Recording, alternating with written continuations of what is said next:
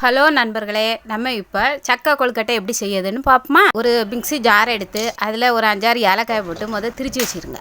அதுக்கு பிறகு சக்கையை எடுத்து மை போல் பேஸ்ட்டு கணக்காக அரைச்சி ஒரு பாத்திரத்தில் எடுத்து வச்சுக்கிட்டு, அதுக்கு பிறகு ஒரு முறி தேங்காய் நல்லா திருவி அதில் தட்டுங்க. அப்புறவு கருப்பட்டி பாகு காய்ச்சி கொஞ்சம் ஊற்றுங்க. நம்ம சக்கை இனிப்பாக தான் இருக்கும், கொஞ்சம் பாகு போதும், கொஞ்சம் ஊற்றுங்க. ஊற்றி நல்லா கிண்டி விடுங்க.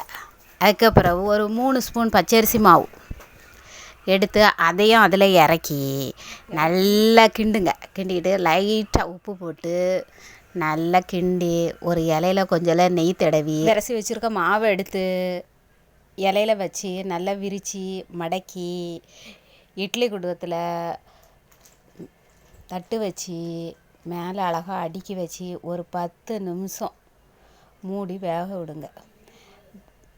வெந்த பிறகு அதை மெல்ல எடுத்து ஓப்பன் பண்ணி சாப்பிடுங்க. அமிர்தம் கணக்காக இருக்கும். நல்லா சாப்பிடுங்க, சூப்பராக இருக்கும். சிம்பிளான நம்மளுக்கு சக்கை கொழுக்கட்டை ரெடி ஆயிடுச்சு.